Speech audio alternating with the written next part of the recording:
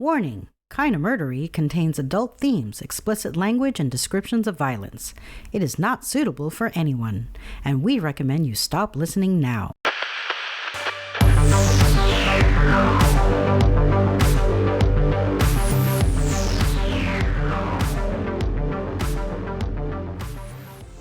Hello everyone, and welcome to Kinda Murdery, a true crime podcast that's mostly about murder, and always about the strange and compelling stories that arise when the path less traveled twists to darkness, and those who walk its shadows surrender to violence and moral corruption. We have a perilous journey ahead, so thank you for lending me your courage and good company. I'm your host, Zevin Odelberg, and this is Kinda Murdery. Now, my personal associations with the Easter holiday are overwhelmingly positive.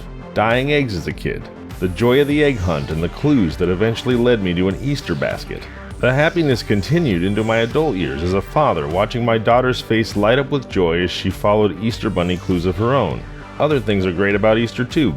Gorging on baked ham, the start of the baseball season, the cleansing feeling of hope and renewal that comes with spring, and the lengthening of the days. I've got nothing but good things to say about the Easter bunny and his strangely incongruous holiday. Bunnies don't lay eggs after all. But I'm one of the lucky ones. Not everyone or everything has the same warm and fuzzy feelings that I do associated with huge humanoid bunnies. Bunnies can be dark too. My favorite stuffed animal as a kid was a fuzzy jackrabbit, appropriately if unimaginatively named Bunny, who I cuddled until he was threadbare and his foot came off. So it should surprise no one that Marjorie Williams' 1922 children's story, The Velveteen Rabbit, that is ultimately a cautionary tale about the dangers of cholera and culminates, spoiler alert, in the immolation of the title Bunny, left me emotionally scarred. And that was just a tiny toy stuffed rabbit. Setting aside just how violent Bugs Bunny can be when he gets his dander up, or the fact that my daughter is obsessed with Big Chungus, that's Chungus, C-H-U-N-G-U-S. Big Chungus Eats the World is what the video is called. Go ahead and Google it. It's worth pointing out that bunnies, especially giant humanoid bunnies like the Easter Bunny, seem to have a close association with human psychosis.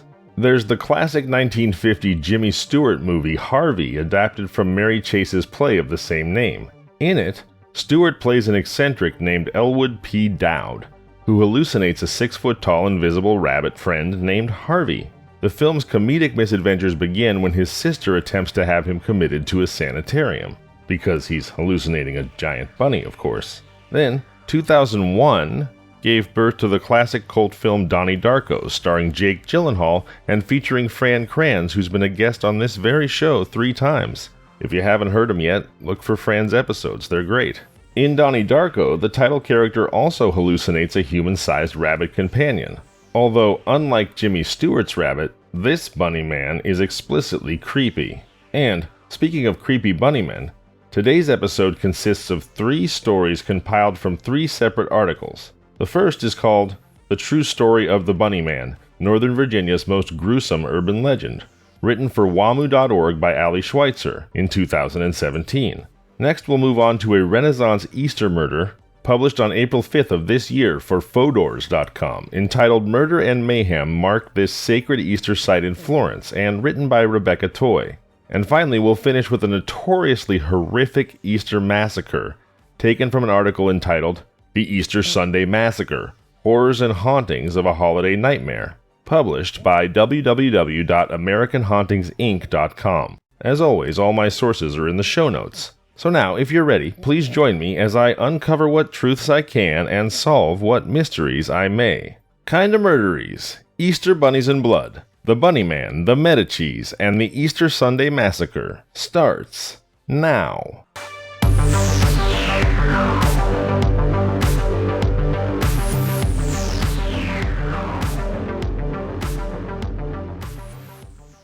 We begin with the story of Virginia's Bunny Man. An urban legend that is associated with Halloween, and yet, by the very nature of the legend's title, The Bunny Man, an Easter association is unavoidable, and so I'm going to tell the story here.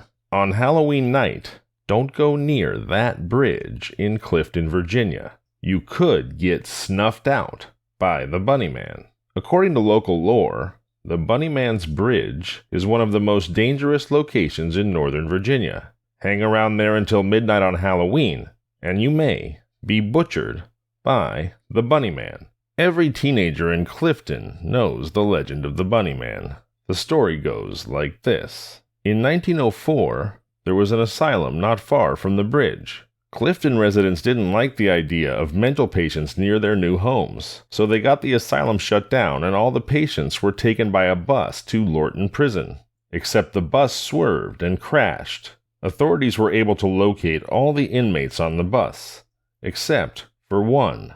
The escaped mental patient was named Douglas Griffin. After the crash, he disappeared. Weeks passed, and rabbit corpses began appearing in the woods. Douglas was apparently eating bunnies to stay alive. This went on for a while. Then, one Halloween night, a group of kids were hanging around the bridge. They reported seeing some sort of bright light, or orb, and then in a flash, they'd all been strung up like bunnies, gutted, and hung from the bridge. The missing mental patient was, of course, assumed to be the killer. As the rumor goes, if you go by the bridge on Halloween night at midnight, you'll end up just like those bunnies. Of course, this sounds awfully unlikely. For one, there was never an asylum in Clifton, and for another, 1904 was an awfully early time for buses to be on roads. But it's been said that every urban legend is based on a kernel of truth, and the Bunnyman is no different. Here is what Fairfax County archivist Brian Conley says is the Bunnyman legend's genesis event. In 1970, some 66 years before the supposed origin of the Bunnyman, a couple was parked in a driveway not far from the train overpass when they had a terrifying encounter. Someone appeared very quickly, yelled something having to do with trespassing, and threw a hatchet at the car. The couple didn't get a very good look at the person. All they really got was that he or she was dressed in white or light-colored clothing and may or may not have had something on their head. When the story made the papers, that something on their head became bunny ears. From there, the story started to morph quickly. Within a few years, children were swapping stories about a man in a bunny suit chasing kids through the woods with a hatchet. Like a game of telephone, the story went from one person to another, taking on increasingly imaginative details. Today, the Bunnyman legend has traveled far beyond Fairfax County. There are Bunnyman t-shirts, Bunnyman beer, and a Bunnyman horror movie franchise. And even as Conley's research on the true story of the Bunnyman has circulated online, some people refuse to believe he's telling the truth. There are people who are convinced that the story, the urban legend as told, about the escaped mental patient is true, Conley says, and that he and Fairfax County are trying to cover something up. Conley himself admits that, while it's fun doing the research to debunk the Bunnyman legend, it's even more fun to believe it. I have to agree with him there. Here's hoping that worrying about the Bunnyman won't keep me, or any of you, awake on this Easter Sunday night. Alright, let's move on to our next story of Easter mayhem, the Medici Easter Sunday murder mob. Now, standing in the reverent silence of Florence, Italy's Duomo, it's easy to imagine the awe 15th century citizens felt at Brunelleschi's new and miraculous freestanding dome. Yet a very different scene filled the cathedral's cavernous hall on Easter in 1478.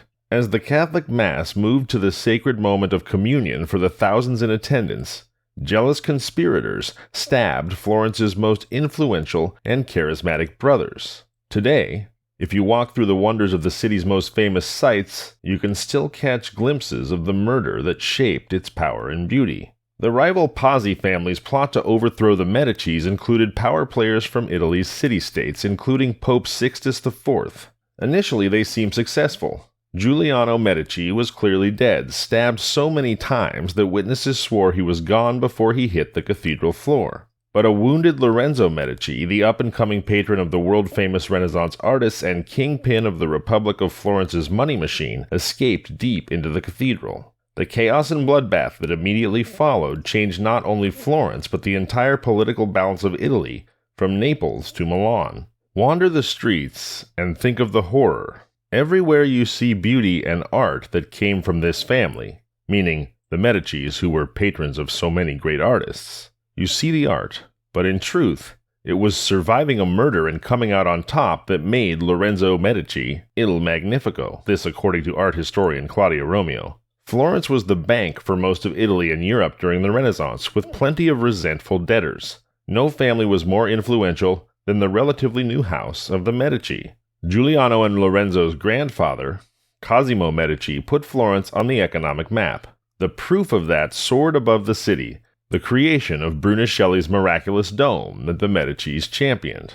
Even at 29, Lorenzo Medici was cunning and charismatic, a clever politician and poet. The people of the city loved him and his brother Giuliano. But the diminished Pazzi family was seething with jealousy and their own dangerous connections. In an age when it wasn't unusual to massacre your rivals at a dinner in their honor, the Pazzis set their minds to murder. It was hard to get to both brothers simultaneously, but killing one just wouldn't do. If one brother went down, the other could simply step into his place. So after a few postponements, the Pazzi conspirators agreed on Easter Mass at the Duomo. What might seem like sacrilege, what is certainly sacrilege, was easily soothed away, because the Pope was in on the plot, and the priests aided with the attack. Remember, this was an age in the Catholic Church where the Pope was essentially omnipotent, and you could functionally just buy your salvation. So no matter what sins you committed, no matter what the Bible said, if the Pope said it was cool, or if you gave the church enough money, you really didn't have to worry about your own damnation, or so they believed at the time. So, with the Pope and the priests backing their plan, the Pazzis had no concern for their immortal souls. Near the altar, in the Medici's place of prominence, the assault started. Giuliano, 24, was stabbed 19 times by a swarm of men. The priests attacking Lorenzo only managed to graze his throat before he was pulled away by a friend. Lorenzo and the friend fled to the sacristy on the left of the altar, barring the heavy door. Chaos erupted. Those in the back of the cathedral only knew something terrible had happened. People ran screaming into the streets. As fast as word could travel, the city's alarm bells began to ring. Giuliano was dead. Maybe Lorenzo was too. Most citizens did not know if they too were under attack. In the cathedral's piazza, where people today sip coffee, take selfies, and dodge tricky salesmen, citizens fled from the architectural wonder and scattered into the narrow streets. The worst of the bloodshed was about to erupt. While armed squads of Medici men raced to the Duomo to reinforce the family, the head of the Pazzi family, Jacopo, headed to the main piazza at the Palazzo Vecchio. Here, at the fortress-turned-palace-turned-government office, he called on the citizens of Florence to overthrow the Medici. Yet, as historian and author Lauro Martinez describes in April Blood, Pazzi was doomed. The papal reinforcements did not arrive in time, and the conspirators gravely overestimated Florentine resentment toward the Medicis. The city turned on them instead. The Palazzo Vecchio was built for protection and is as ominous as the Duomo is elegant. It's easier to imagine carnage here. Florentines hurled the first captured conspirators out of the second-story windows. Below, where modern visitors ponder statues like Perseus beheading Medusa, the frenzied mob waited. The crowd stripped and mutilated the bodies with a gruesome rage that put those statues to shame.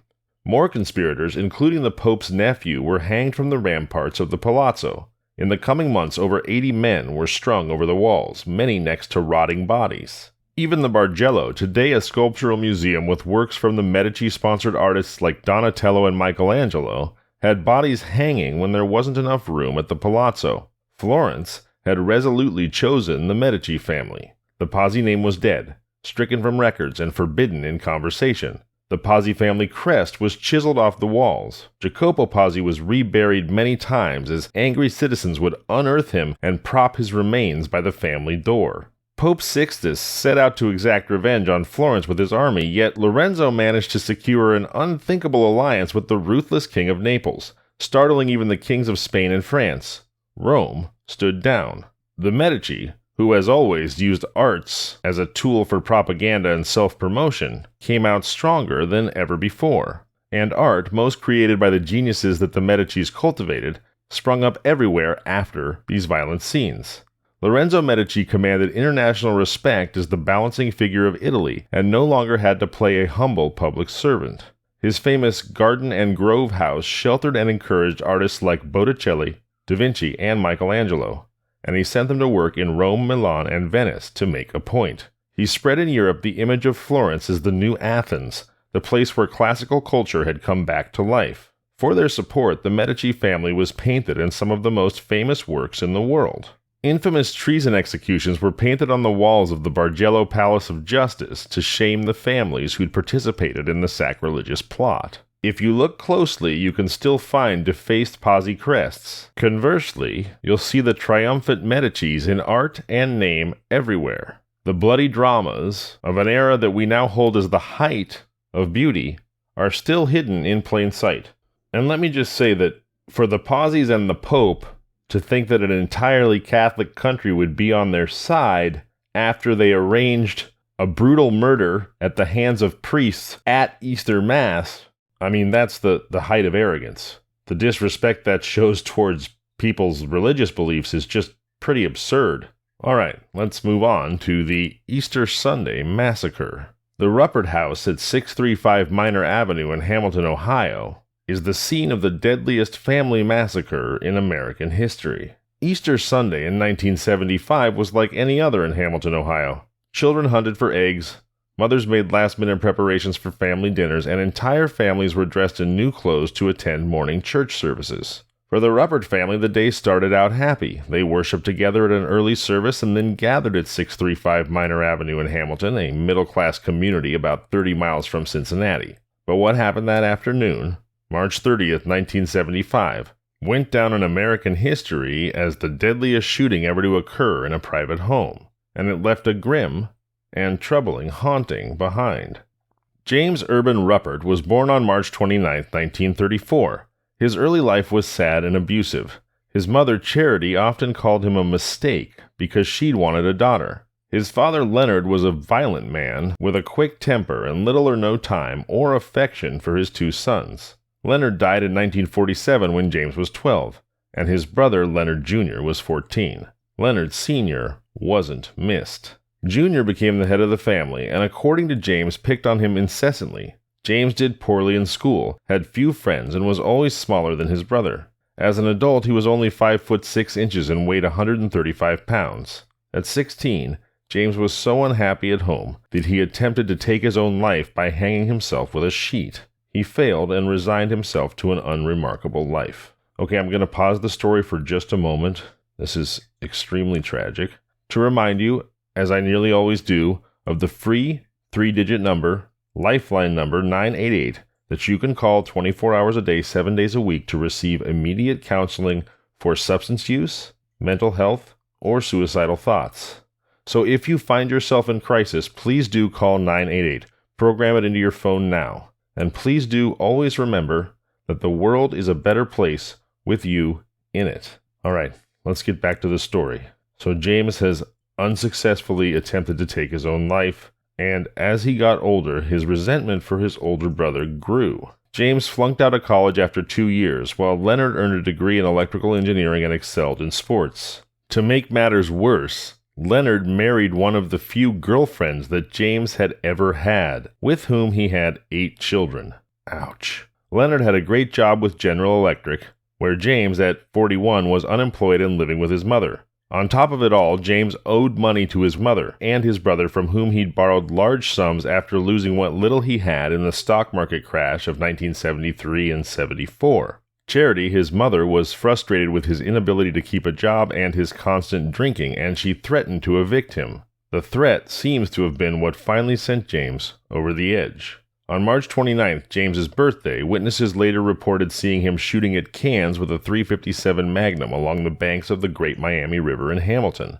He went out later that night at the 19th Hole Cocktail Lounge, where he talked with employee Wanda Bishop. She later recalled that James seemed deeply depressed and talked about his mother's demands on him and her threat of eviction. He said that he needed to solve some problems. He left the bar at 11 p.m. that night and later returned. When asked if he'd solved his problem, he replied, "No, not yet." He stayed until the bar closed at 2:30 a.m. in the morning. On Easter Sunday, James' older brother Leonard and his wife Alma brought their 8 children, ranging in age from 4 to 17, to see their grandmother at the house on Minor Avenue. James stayed upstairs, sleeping off his night of drinking, while the children enjoyed an Easter egg hunt in the front yard. Afterwards, they came inside, and while Charity, Alma, and Leonard finished lunch preparations, the children played in the living room. Around 4 p.m., James woke up, loaded his .357 Magnum, 2 .22 caliber handguns, and a rifle, and went downstairs. He entered the kitchen, where he shot and killed Leonard, Alma, and Charity. His nephew David and his nieces Teresa and Carol were also in the kitchen. He killed them too. James then rushed into the living room, where he killed his niece Anne and his 4 remaining nephews, Leonard III, Michael, Thomas, and John. He killed each of his victims by first taking a disabling shot, and then finishing them off with a shot to the head or the heart. The massacre took less than 5 minutes to complete. Oh my God, this is awful. James sat in the house for 3 hours before he called the police. When they arrived, he was waiting for them just inside the front door. The police described the scene as a slaughterhouse. There was so much blood splashed about that it was dripping through the floorboards to the basement. To this day, stains can still be seen on the wood. The murders shocked the small community and made headlines across the country. Those who knew James never believed he was capable of such violence. He was a quiet, unassuming man and a perfect neighbor. James was arrested and charged with 11 counts of aggravated homicide. He refused to answer any questions and was very uncooperative. He made it clear that he planned to offer an insanity defense. Prosecutors believed that his plan was to plead insanity and then, after being cured, to be released to inherit the $300,000 that he would be entitled to as the only remaining living member of his family. The original trial was held in Hamilton. A 3-judge panel found James guilty of 11 counts of murder and sentenced him to life in prison. A mistrial was declared, and a second trial was held in Findlay, Ohio, about 125 miles north, because it was decided that James could not get a fair trial in his hometown. Sounds accurate. The second trial began in June of 1975. And prosecutors offered new evidence about James' target shooting and statements about, quote, solving his problem, unquote. In July, he received a new sentence of 11 consecutive life sentences in prison. James appealed, and a new trial was granted in 1982. Defense attorney Hugh D. Holbrook, convinced his client was insane, personally funded the hiring of expert psychiatrists from all over the country. On July 23rd, another 3-judge panel found James guilty of 2 counts of first-degree murder, his mother and his brother, but found him not guilty of the other 9 counts by reason of insanity. He received 1 life sentence for each guilty count, to be served consecutively. Between 1972 and 1976, the death penalty had been suspended in the United States as a result of a pending U.S. Supreme Court decision, so James could not be sentenced to death for his crimes. I just wanted to mention I'm not aware of the history of Ohio jurisprudence or how it works, but I've never heard of a 3-judge panel before. I thought everyone was entitled to a trial by jury, but if anybody knows, anybody in Ohio, if anybody knows the deal with this 3-judge panel thing, I would love to hear from you. Reach out to me, kindofmurdery@gmail.com, or go ahead and call the Kind of Murdery hotline, 888-MURDERY, and tell me what's going on with these 3-judge panels. Also, please call 888-MURDERY to tell your Kind of Murdery story to inspire an episode of the show. Okay, let's get back to James Ruppert. So he was sentenced to 2 life sentences for the murder of his mother and his brother. Thankfully, those sentences were to be served consecutively and not concurrently.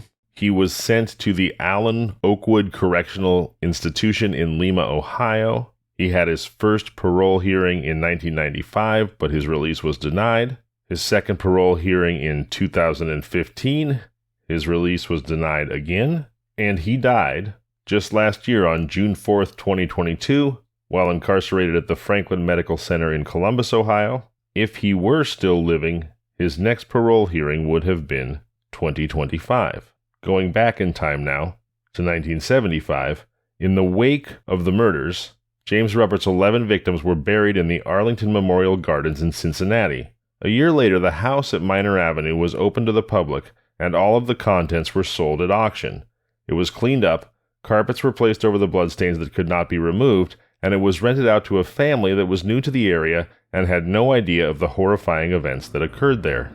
The family quickly moved out. After leaving the house, they claimed to hear voices and strange noises that they couldn't explain. Lights turned off and on, doors slammed, and thudding footsteps were often heard coming down the stairs. They were not the last to move in and leave quickly. A number of other families moved in and out of the house, and none stayed for long. All of them reported sounds and voices that could not be explained. The house was abandoned for several years, but the last family that moved in reported nothing out of the ordinary.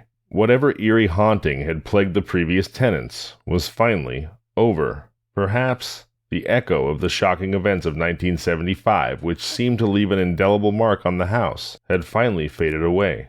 And perhaps now, after nearly 50 years, the spirits of the Ruppert family can finally rest in peace.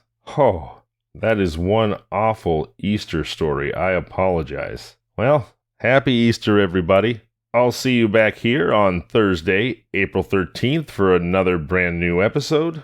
Thank you so much for joining me. I'm Zevin Odelberg, and this has been Kinda Murdery.